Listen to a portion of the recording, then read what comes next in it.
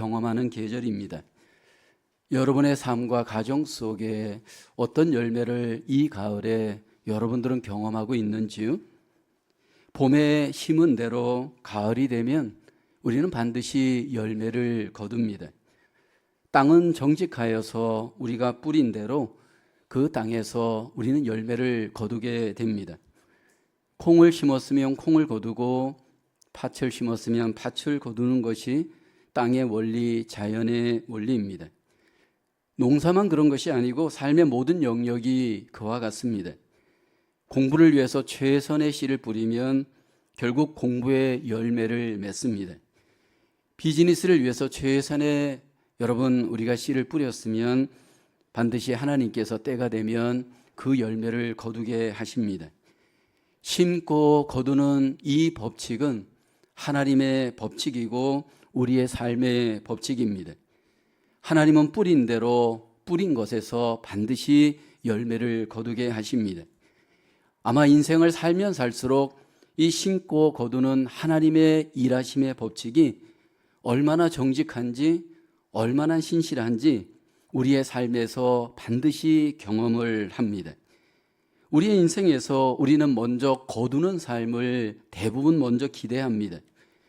예수님을 믿을 때에도 우리는 내가 어떻게 하면 복을 받고 내가 잘 되는 것을 먼저 우리는 기대하기도 합니다. 하나님 앞에 어떻게 하면 내가 풍성하게 복을 받고 사랑을 받고 인정을 받고 은혜를 받을 것인가 받는 것에 우리는 많은 기대감을 갖습니다. 물론 그 기대감이 나쁘다라고 말할 수는 없습니다. 근데 하나님께서는 우리에게 받을 것에 대한 기대보다도 먼저 우리에게 어떻게 심을 것인가, 어떻게 드릴 것인가 우리에게 하나님은 먼저 강조를 하십니다. 인생에서 내가 잘 거두기 원한다면, 만약 나에게 풍성한 열매를 기대한다면 하나님은 우리에게 먼저 잘 심으라, 우리에게 잘 뿌리라는 것을 분명히 말씀을 합니다. 오늘 본문 고린도후서에는 심고 거둠의 이 법칙 원리를 하나님께서 우리에게 말씀하실 때 이것이 헌금 생활에도 그대로 적용된다 말씀을 합니다.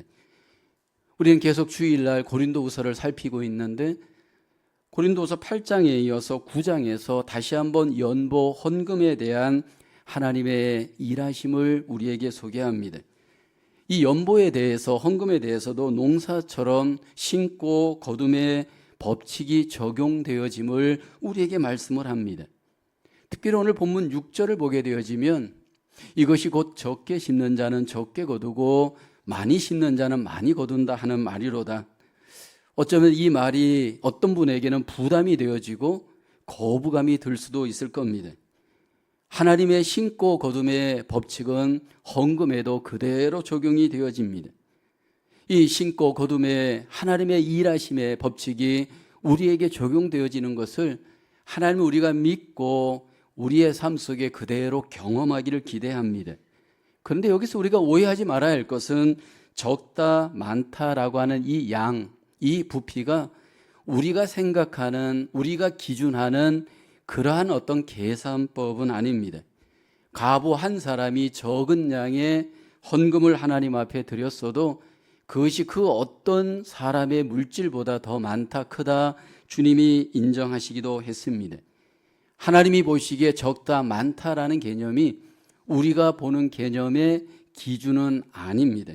하나님께서는 우리의 마음을 보시고 형편을 보시고 정성을 보시고 믿음을 보시고 은혜를 보시면서 우리 가운데 하나님은 인정하고 평가해 가십니다.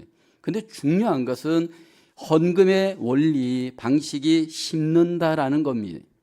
내가 하나님 앞에 헌금을 드리는 것은 하나님 앞에 심는 것입니다. 그리고 그 심을 때 하나님은 심는 것에서 그치지 않고 거둔다 말씀을 하십니다. 심은 대로 내가 거두는 열매를 하나님은 우리가 맺게 하신다 약속을 하십니다. 어떻게 우리는 심어야 할까요? 어떻게 우리는 열매를 거두게 될까요?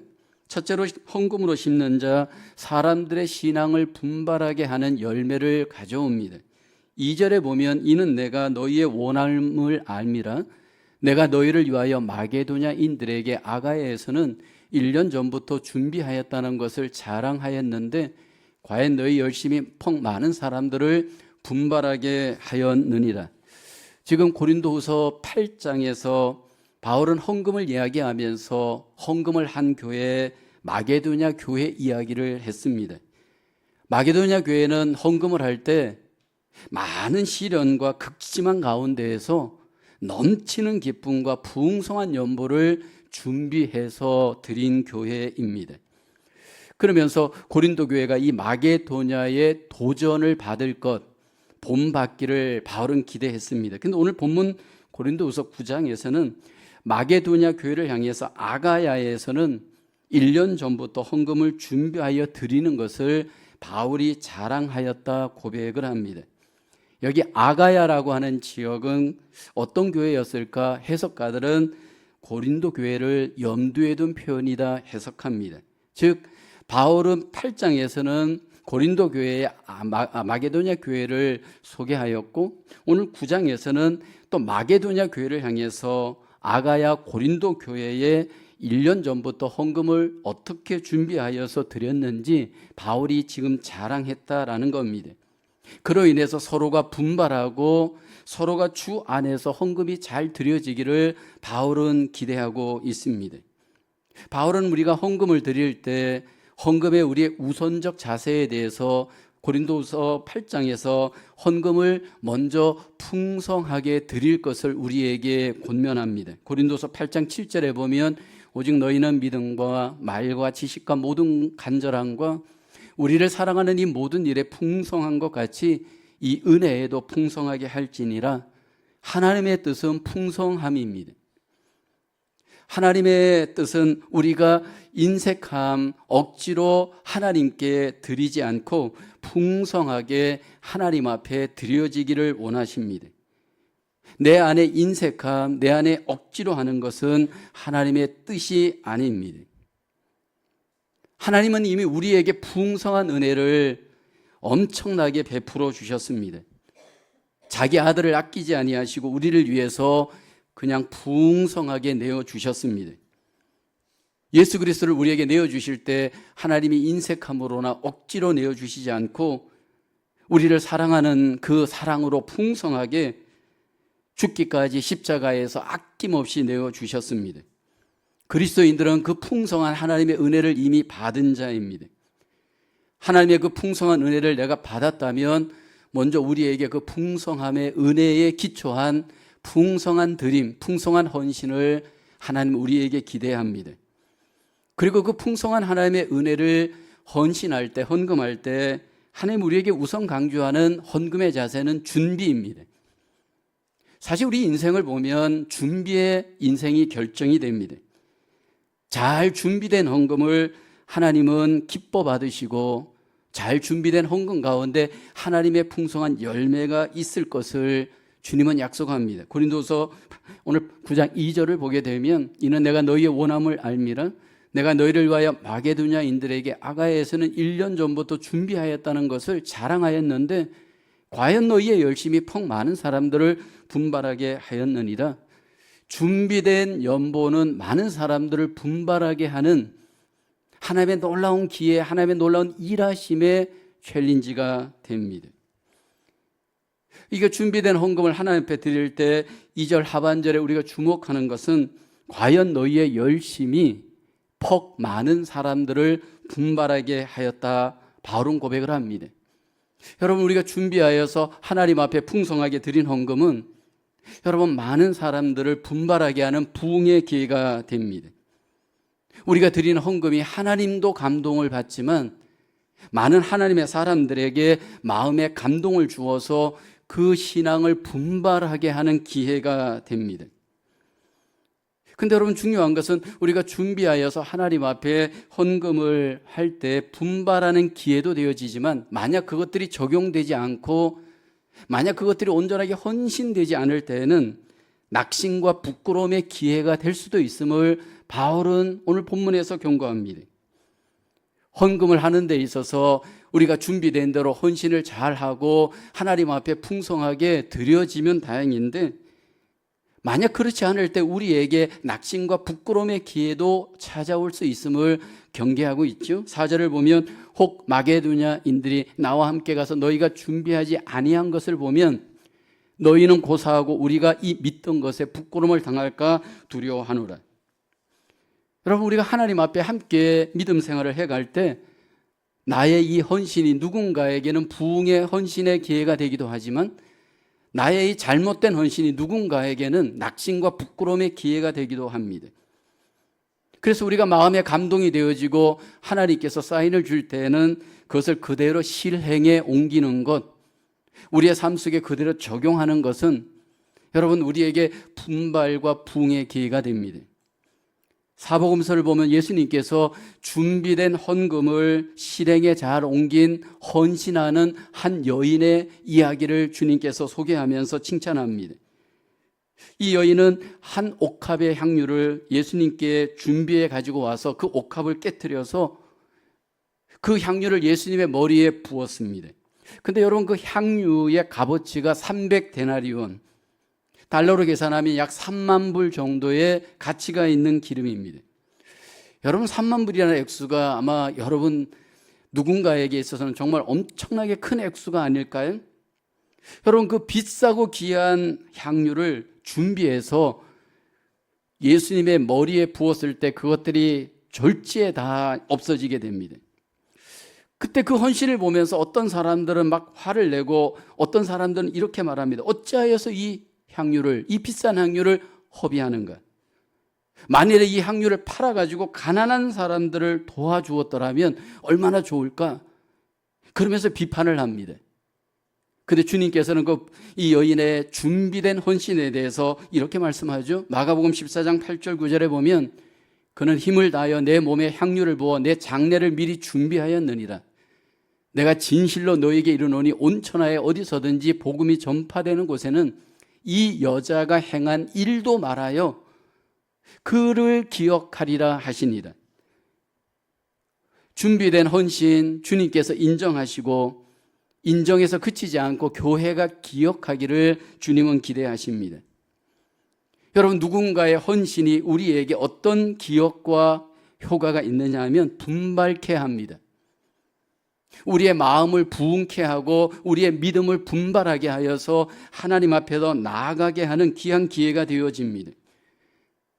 우리가 살고 있는 이 세상은 물질이 신이 된 세상입니다. 물질을 드린다는 것은 내 생명을 드리는 것이고 내 삶을 드리는 것입니다. 그 힘들고 어려운 가운데서 번 물질을 하나님 앞에 내어드린다는 것은 이것은 여러분 인간의 힘으로는 불가능한 일입니다. 그래서 이 물질이 드려질 때 많은 사람들은 도전을 받고 나도 저렇게 살아야 되겠구나라고 하는 여러분 분발의 기회가 됩니다. 한국에서 목회를 할 때 2002년도에 엄청난 태풍이 한국에 왔는데 그 이름이 루사라는 태풍이었습니다. 그때 하루에 내린 비가 약 900mm가 내렸습니다. 900mm라는 양이 어떤 양이냐면 그 모습은 여러분 그 양동이에 물을 담아서 내 머리에 붓는 느낌의 비입니다.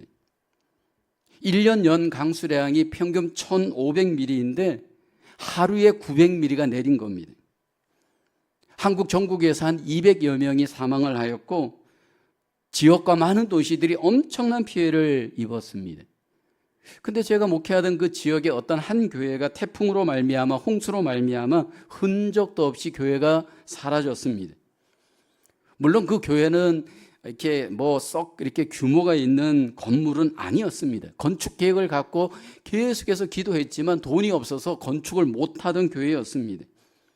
흔적도 없이 교회가 사라졌으니까 사람들은 그 모양이 어떤 모양인지는 잘 모릅니다. 어쨌든 그 소식이 신문에 알려져서 전국에 있는 모든 교회에 그 뉴스가 나갔습니다. 그리고 난 뒤에 각 교회마다 이 교회를 돕는 헌금을 모았습니다. 엄청난 헌금이 그 교회에 모아져서 마침내 전달되었고 그로부터 한 2년이 지나고 난 뒤에 그 교회당을 헌당하는 헌당식이 있었습니다. 2층으로 지었는데 벽돌을 포함하여서 너무나도 멋있고 깔끔하게 교회가 지어졌고 하나님 앞에 함께 감사하는 기회가 되었습니다. 그 개교회적으로는 어쩌면 평생을 가도 그 건물의 교회를 지을 수 없는 교회였습니다. 그래서 우리가 목회자들끼리 그 모습을 보면서 하나님 앞에 감사하면서 그런 얘기를 했습니다. 하나님이 물폭탄을 주시더니 이젠 돈폭탄을 주셨다. 그래서 감사하면서 하나님 앞에 영광을 돌렸던 적이 있습니다.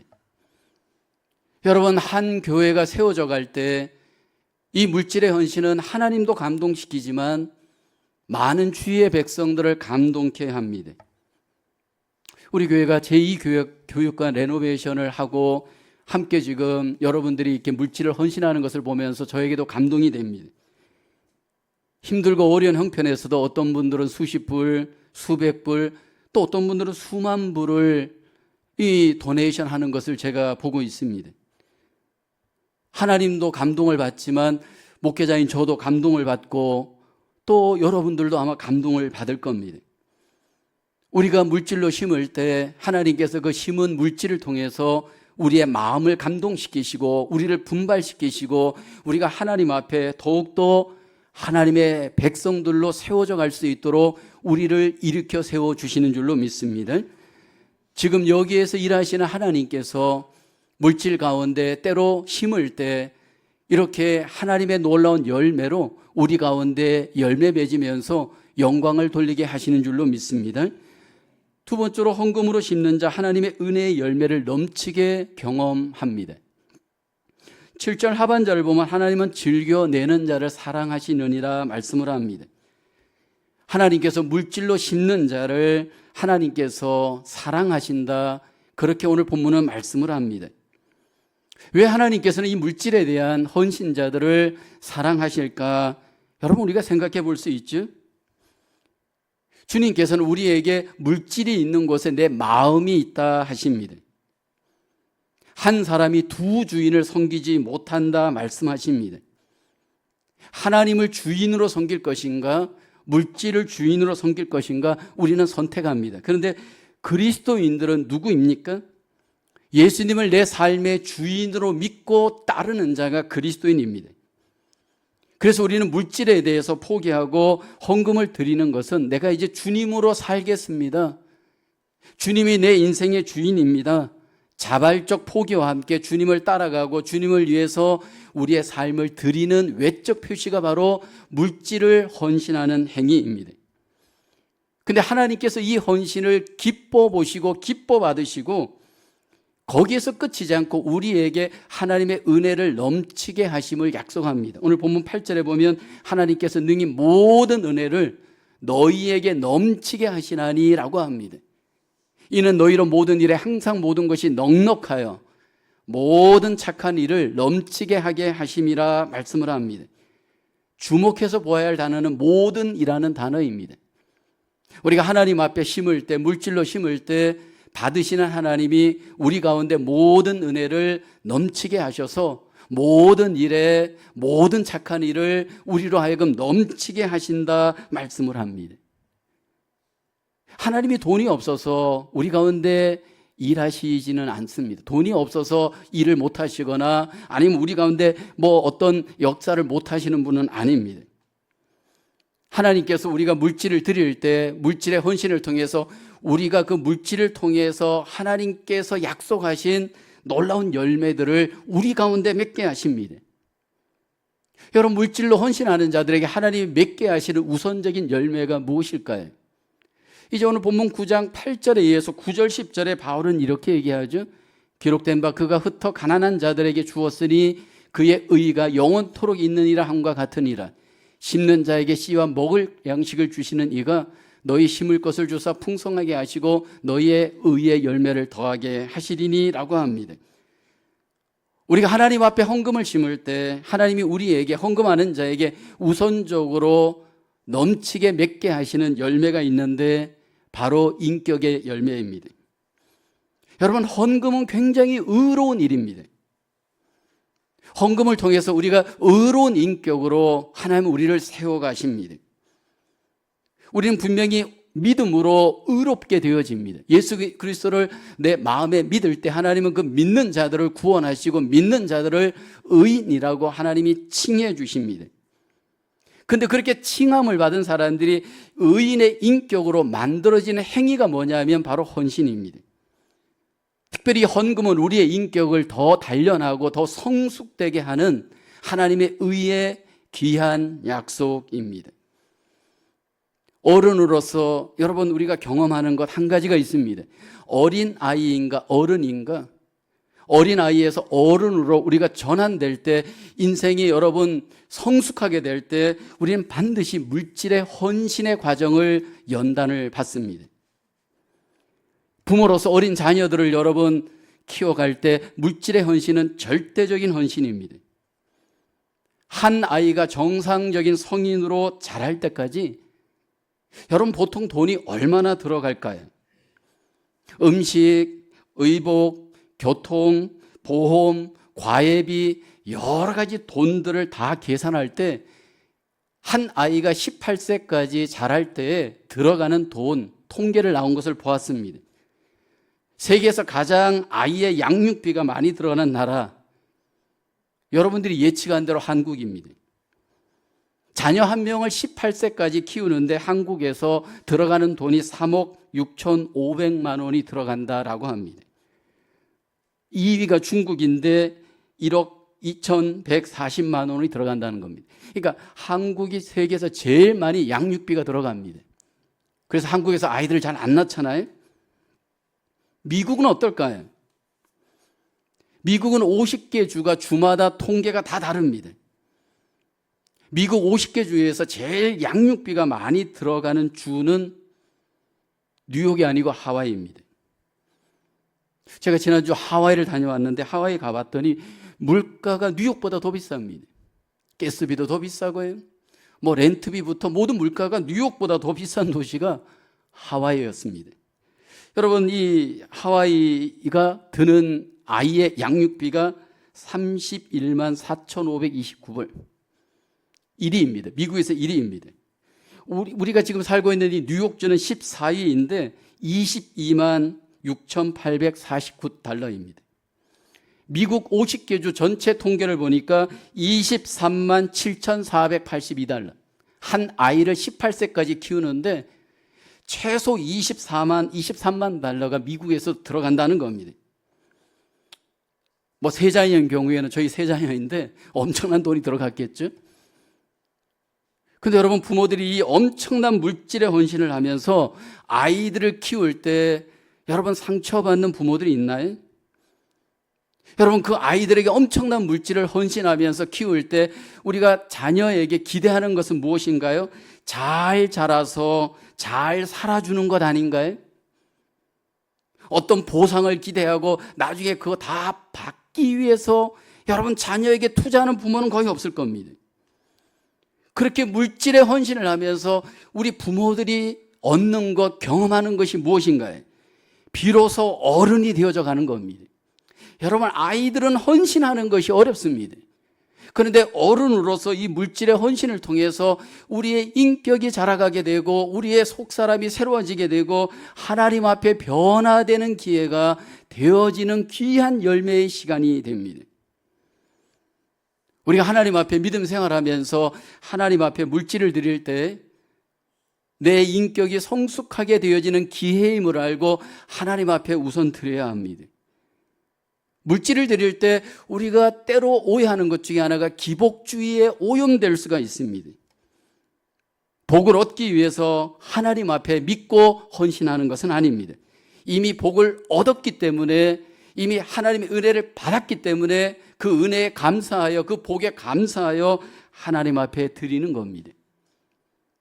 그렇게 하나님 앞에 드릴 때 우리의 내면은 더 풍성하게 되어지고 우리의 삶은 더 어른으로 성숙하게 되어지며 우리의 신앙은 비로소 이기성을 극복하고 하나님 앞에도 성숙할 수 있는 기회가 되는 줄로 믿습니다. 기복주의를 주의하면서 우리가 하나님 앞에 헌신하고 물질로 드릴 때 또 조심해야 할 것은 무복주의입니다. 무슨 얘기냐면, 여러분, 하나님이 복의 근원인데 내 노력이 마치 내 복의 근원인 것처럼 우리가 때로 오해해서는 안 됩니다. 우리 인생은 내 노력과 수고만으로 열매를 맺는 것이 절대적으로 불가능합니다. 하나님께서는 우리의 노력과 우리의 수고도 요구하지만 하나님을 향한 우리의 헌신, 하나님을 향한 우리의 심음의 믿음을 분명하게 약속을 하고 강조합니다. 그래서 우리가 하나님 앞에 믿음으로 심을 때, 헌신할 때 하나님께서 은혜 가운데 우리에게 복을 분명히 주시는 것도 인정할 수 있어야 됩니다. 하나님의 복을 기대하진 않지만 하나님이 우리에게 은혜로 하나님의 복을 주실 때 거기에 물질의 복도 분명히 하나님이 주시기도 합니다. 우리가 구약 성경을 보다 보면 물질의 복이 굉장히 반복되어 소개됩니다. 아브라함에게, 이삭에게, 야곱에게, 욥에게 하나님이 물질의 복을 주시기도 했습니다. 근데 여러분, 이 물질의 복이 지금도 우리에게 하나님이 누군가에게 은혜 가운데 하나님이 주시기도 합니다. 근데 여러분, 한 가지, 이 물질의 복을 받은 자들에게는 엄청난 책임이 따릅니다. 관리의 책임이 따릅니다. 만약 물질을 잘못 관리하게 되면 이 물질이 복이 아니라 독이 될 수 있습니다. 부자가 하나님의 나라에 들어가기가 여러분 낙타가 바늘길을 통과하는 것보다 더 힘들다라고 주님이 경고하신 이유입니다. 하나님께서 우리에게 물질을 헌신할 때 때로 어떤 이에게는 물질의 열매를 하나님이 복으로 우리 가운데 주시기도 합니다. 잠언 3장 9절 10절에 보면 이런 약속이 있죠. 내 재물과 내 수산물의 처음 익은 열매로 여호와를 공경하라.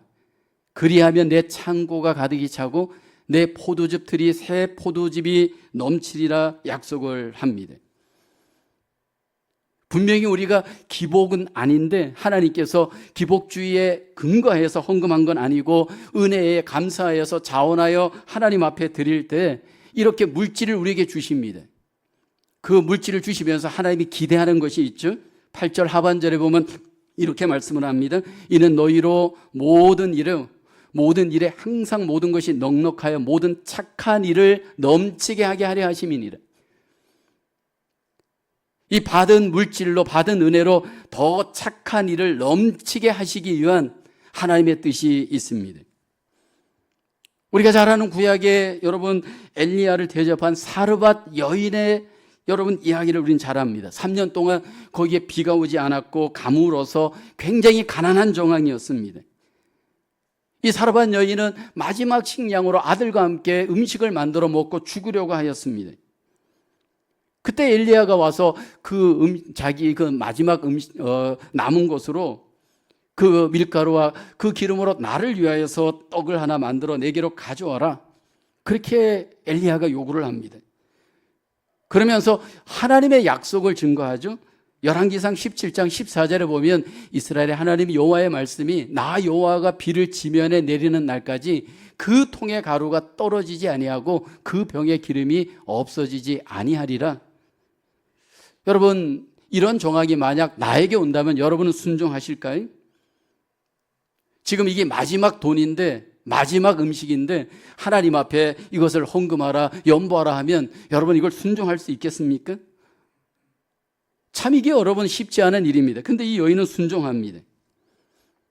그리고 그 하나님의 놀라운 은혜의 역사를 경험하게 됩니다. 여러분, 넉넉하여서 우리에게 차고 넘쳐서 하나님 앞에 헌금하는 건 아닙니다. 지난 주간에 저는 감동의 헌금 이야기를 들었습니다. 어떤 무명의 성도님, 우리 교회에 다니시는 성도님이 아닙니다. 저희 교회 교육관 그 레노베이션 헌금 이야기를 듣고 이분이 만불을 저희 교회에 기부하여 주셨습니다. 저는 그분 얼굴도 모르고 이름도 모르는 분입니다. 그런데 그분의 형편이 넉넉한 분이 아닙니다. 렌트를 사시는 분입니다. 여러분, 렌트를 사시는 분, 그분이 만불을 여러분 헌금을 한 것이 이게 액수로 따진다면 누구에게는 여러분 수십만 불의 액수의 내용입니다. 근데 여러분 어떻게 그 엄청난 돈을 렌트를 사시면서 하나님 앞에 자기 교회도 아닌데 선뜻 헌금을 할 수 있었을까요? 그것이 하나님이 주신 은혜이고 감동이기 때문입니다.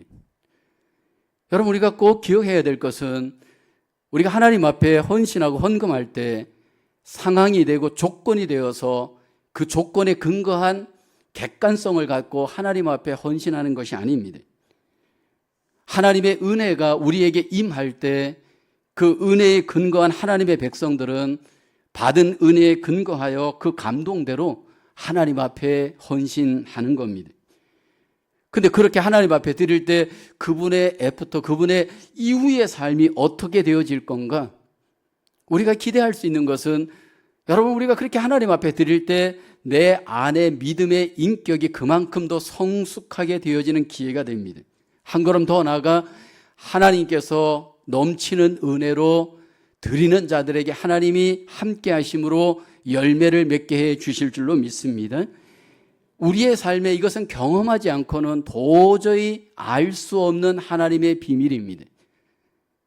저와 여러분의 신앙과 삶이 좀 더 하나님을 깊이 체험할 수 있는, 하나님을 하나님으로 알 수 있는 그 은혜가 헌신 속에, 물질 속에, 우리 속에 풍성히 경험되어지는 저와 여러분 되어질 수 있기를 주님의 이름으로 축원합니다. 세 번째로, 헌금으로 심는 자, 부족한 성도들을 보충하여 감사의 열매를 맺게 합니다. 오늘 본문 12절 13절 바울은 이렇게 우리에게 말하죠. 함께 고백해 볼까요? 시작. 이 봉사의 직무가 성도들의 부족한 것을 보충할 뿐 아니라 사람들이 하나님께 드리는 많은 감사로 말미암아 넘쳤느니라. 이 직무로 증거를 삼아 너희가 그리스도의 복음을 진실히 믿고 복종하는 것과 그들과 모든 사람을 섬기는 너희의 후한 연보로 말미암아 하나님께 영광을 돌리고, 여기 헌금의 행위를 봉사의 직무라고 바울이 고백합니다. 우리가 하나님 앞에 봉사할 수 있는 방법이 여러 가지 있습니다. 하나님 앞에 우리가 먼저 몸으로 하나님 앞에 봉사할 수 있죠. 우리 모두에게는 하나님이 은사를 분명히 주셨습니다. 그리고 그 받은 은사대로 우리는 몸으로 하나님 앞에 먼저 봉사합니다. 그래서 우리 교회가 항상 연말이 되면 사역 지원서를 받습니다.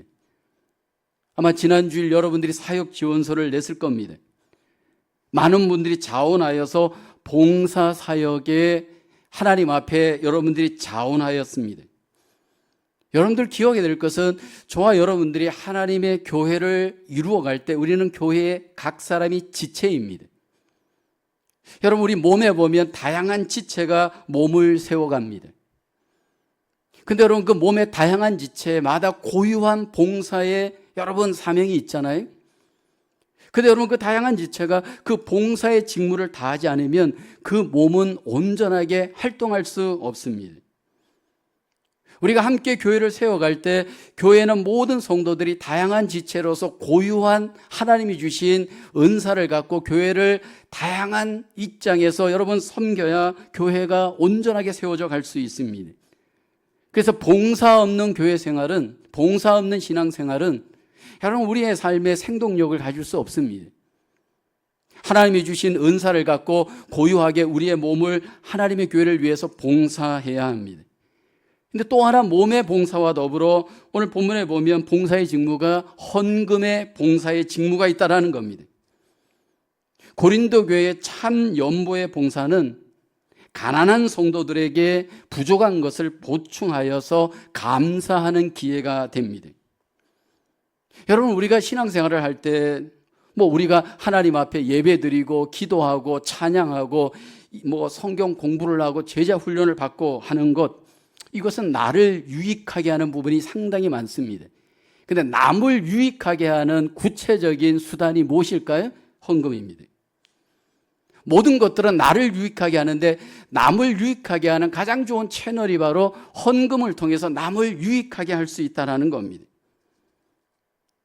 여러분, 하나님의 교회를 우리가 함께 세워갈 때 그 하나님의 교회가 누군가에게, 어떤 교회에게, 어떤 약한 사람들에게 도움을 주는 실제적인 여러분 통로가 무엇입니까?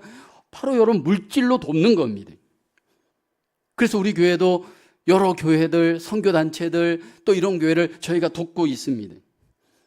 그 도울 때 항상 교회를 향해서 선교사님들로부터 또 어떤 분들로부터 감사의 편지가 옵니다. 아프리카에 있는 우리 가난한 아이들을 저희 교회가 몇 명을 항상 돕습니다. 그러면 그 아이들의 성장 과정을 사진으로 찍어서 보내면서 항상 보내옵니다. 그 감사의 내용을 보면 너무 땡큐하다는 거, 감사하다는 겁니다. 선교사님들이 선교 편지를 보면 항상 그 속에는 감사의 내용이 주를 이룹니다. 여러분, 물질의 헌신은 이렇게 많은 사람들을 감동케 하고 서로 감사할 수 있는 기회가 됩니다. 그래서 우리가 여러분 누군가를 도울 때 기도해 주는 것도 좋고 몸을 통해서 돕는 것도 좋지만 이 바른 물질의 헌신이 너무너무 우리에게 중요합니다. 이 물질의 헌신은 우리로 하여금 너무나도 많은 사람들에게 실제적인 도움을 주면서 여러분 감사하고 감동케 하고 그로 인해서 하나님 앞에 영광을 돌리게 합니다. 한국 교회와 미국에 있는 한인 교회들을 보면 그래도 이 물질의 헌신이 저는 잘 되고 있다라고 봅니다. 저희 지방에 그 러시아 교회가 하나 있는데 그 교회를 섬기는 목사님이 항상 그런 얘기를 해요. 목사님, 저는 한인 교회들을 보면 너무 부럽다는 겁니다. 왜냐하면 고려인들이 모이고 러시아인들이 모인 자기 교회는 헌금을 안 한다는 거예요. 너무 째째하다는 거예요. 헌금을 해도 10불에서 그냥 끝이고 헌금을 안 하니까 무슨 좋은 일을 할 수 없다는 거예요. 또 조선족 교회를 섬기는 분과 제가 교제를 하고 있는데 이분도 개척을 해서 한 15년 정도 목회를 하면서 가장 아쉬운 것이 뭐냐 하면 그렇게 집을 짓고 잘 사는데 하나님 앞에 헌금하지 않는다는 거예요. 그러면서 너무 안타깝다는 거예요. 이민 한인교회나 한국교회를 보면 참 하나님께 감사할 것은 이 받은 은혜에 감사해서 그래도 우리 한국교회, 이민교회는 하나님 앞에 이렇게 물질로 헌신하는 것이 그래도 넘치는 것에 대해서 저는 감사를 드립니다. 그러나 더 우리가 하나님 앞에 힘써야 할 것은 이 물질을 통해서 약한 자들, 가난한 자들, 어려운 자들을 돕는 일에 우리가 인색하지 않고 더 후하게 나누고 베풀고 섬겨야 될 사명이 여러분 우리 교회 공동체 가운데 있는 줄로 믿습니다. 초대교회 당시에 예루살렘 교회가 처음에는 엄청나게 부흥되다가 결국 가뭄으로 인해서 극한 어려움을 겪습니다. 그때 여러분 주변에 있는 아시아에 있는 마게도냐 교회 또는 아가야에 있는 이 교회들이 외면하지 않고 이 예루살렘 교회를 물질로 돕게 됩니다. 그로 인해서 서로 감사하게 되어지고 그로 인해서 하나님 앞에 영광이 됩니다. 뉴욕에는 약 한 400여 개의 교회가 있고 그 중에 자립하는 교회는 한 100개 교회가 됩니다. 300개 교회 정도는 자립이 안 됩니다. 우리 지방에도 교회를 보게 되면 약 80% 정도의 교회가 미자립입니다. 그래서 우리 교회가 그런 교회들을 위해서 더 본을 보이는 것이 더 물질적인 헌신입니다. 더 회비를 많이 내고 더 여러 가지 면에서 물질로 더 봉사하면서 여러분 저희가 교회를 섬기고 있습니다. 이렇게 우리가 물질을 통해서 헌신하였을 때 이 물질들이 많은 사람들을 도와주면서 교회를 도와주면서 교회가 하나 되게 하는 기회가 됩니다. 여러분 교회가 하나 되는 기회는 간단합니다. 이렇게 도와주고 나누고 섬기면 여러분 교회가 서로 하나 되어져 하나님 앞에 영광이 되게 되는 줄로 믿습니다. 우리 안에서도 여러분 우리가 교회에 어려움이 있을 때 그분을 기도해 주고 또 여러 가지 도와주지만 물질로도 우리가 함께 도와주게 되면 결국 여러분 우리가 사랑 안에서 하나 되는 기회가 되는 줄로 믿습니다. 그와 더불어 더 나아가 결국 하나 되는 이 가운데 우리가 더 감사하게 되면서 하나님 앞에 감사의 열매를 맺게 되면서 더 하나님 앞에 영광을 돌리는 풍성함에 이르는 그런 귀한 기회가 물질의 헌신을 통해서 우리에게 이루어지게 되는 줄로 믿습니다. 신실하신 하나님을 우리는 경험하고 있나요? 신고 거둠의 법칙을 통해 일하시는 하나님을 내 삶은 지금 경험하고 있나요? 하나님을 이론적으로 믿는 것이 아니고 내 삶 속에 그 능력을, 그 하나님의 속성을 내 삶 속에 하나님을 온전히 경험하기를 원합니다. 받은 은혜 안에서 저와 여러분들이 하나님의 그 신실하신 일하심, 신고 거둠의 일하심의 하나님을 내 삶 속에 더욱더 열매로 경험할 수 있는 저와 여러분 되어지기를 주님의 이름으로 축원합니다. 우리의 연보를 심음으로 인해서 하나님의 교회를 분발하게 하고 부흥하게 하며 하나님의 풍성한 은혜를 우리가 개인적으로 경험하게 하고 더 나아가 여러분 우리 속에 감사의 열매를 맺게 하시는 신실하신 하나님입니다. 저와 여러분 속에 이러한 아름다운 헌신의 열매들이 풍성하게 경험되어져 하나님 앞에 영광을 돌리며 이 땅에서 하나님의 복을 누려가시는 저와 여러분 되어지기를 주님의 이름으로 축원합니다. 하나님 아버지, 은혜를 감사합니다. 오늘도 주신 말씀을 함께 받으며 우리의 삶에 함께 믿으며 적용하기를 소원합니다. 신실하신 하나님, 심은 대로 거두게 하시는 하나님을 찬양합니다.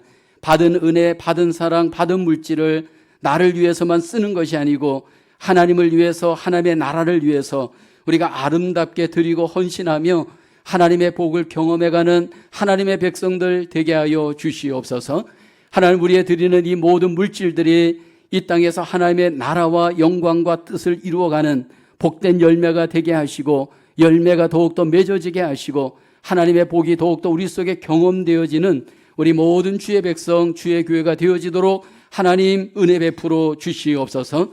감사를 드리옵고 예수님의 이름으로 기도하옵나이다. 아멘. 우리 다 함께 봉헌송 드리